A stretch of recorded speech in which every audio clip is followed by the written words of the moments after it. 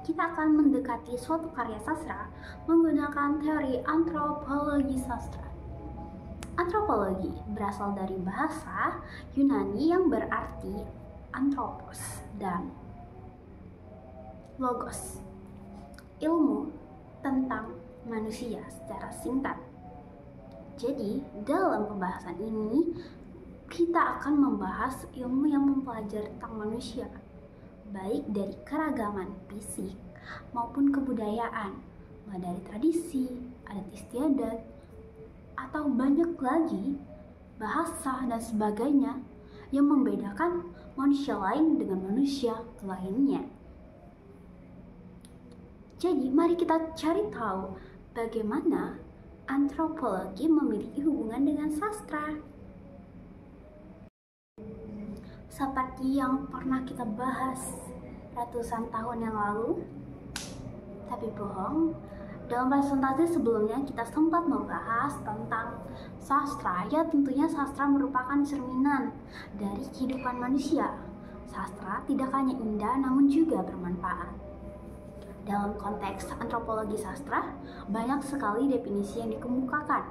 Di antaranya adalah analisis sastra yang menganalisis unsur antropologis yang terdapat dalam suatu karya sastra. Itu merupakan salah satu definisinya dan banyak lagi definisi lainnya. Secara garis besar, kita dapat menarik kesimpulan bahwa antropologi sastra adalah suatu pendekatan sastra yang meneliti bagian antropologis yang terdapat atau yang ada di dalam suatu karya sastra. Selanjutnya, apa yang akan kita kaji dalam pendekatan kritik antropologis sastra? Ada 3 hal yang menjadi fokus utama dalam pengkajian ini. Yang pertama tentunya adalah wujud kebudayaan yang nampak dalam suatu karya sastra. Sebagai contoh, misalnya kesenian. Misalnya ada suatu patung, makanan, dan lain sebagainya yang ada wujudnya dalam suatu karya sastra. Yang kedua adalah unsur-unsur kebudayaan. Unsur-unsur kebudayaan ada banyak sekali, sebagai contoh unsur religi.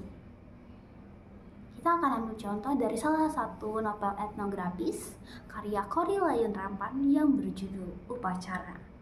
Dari judulnya saja sudah berbicara tentang upacara. Ya, benar sekali, penulisnya atau Korrie Layun Rampan mengangkat tentang suatu kebudayaan masyarakat suku Dayak Benua, di mana dalam unsur religinya kita dapat ada melihat banyak sekali, mulai dari upacara keagamaan, misalnya upacara Kuangkei, kemudian juga ada upacara Nawi Tahun, kemudian juga ada upacara Pelulu, jadi upacara pernikahan dalam tradisi atau kebudayaan Dayak Benua. Kemudian yang terakhir adalah unsur-unsur artefak yang dapat kita teliti dari suatu karya sastra.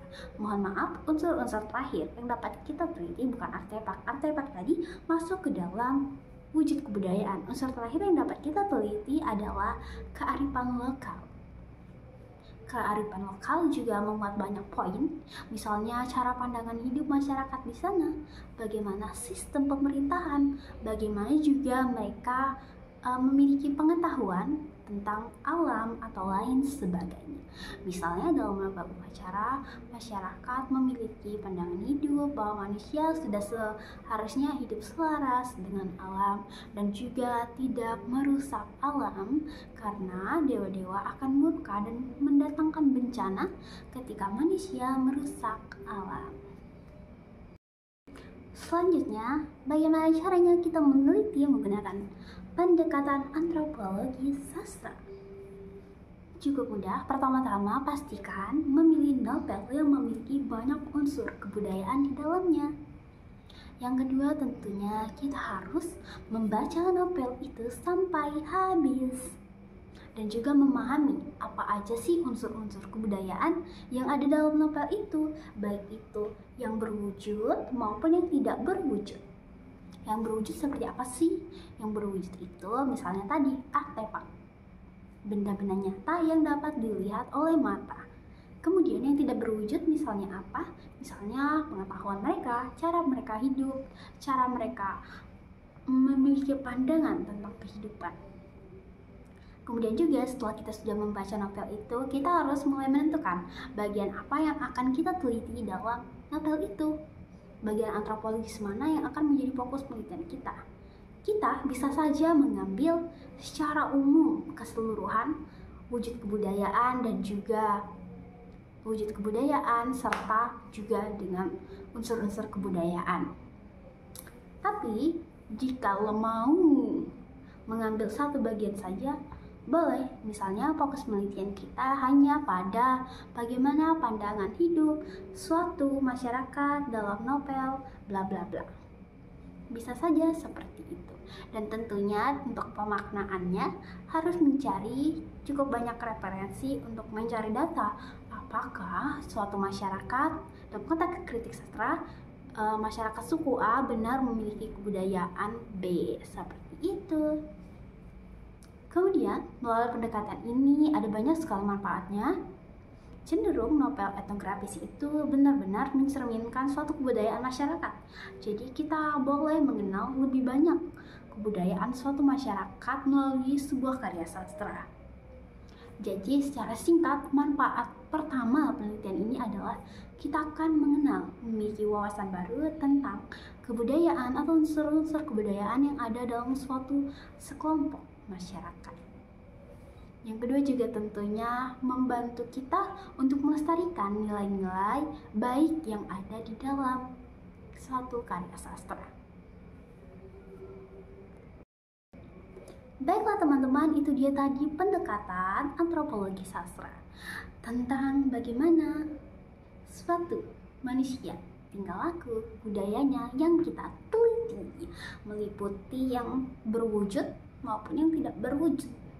Yang berwujud misalnya artefak tadi, yang tidak berwujud misalnya pandangan hidup, unsur religi atau kepercayaan mereka, pengetahuan mereka, dan sebagainya. Sekian pembahasan kita tentang pendekatan antropologi sastra. Sampai jumpa pada presentasi selanjutnya jika ada. Sampai jumpa.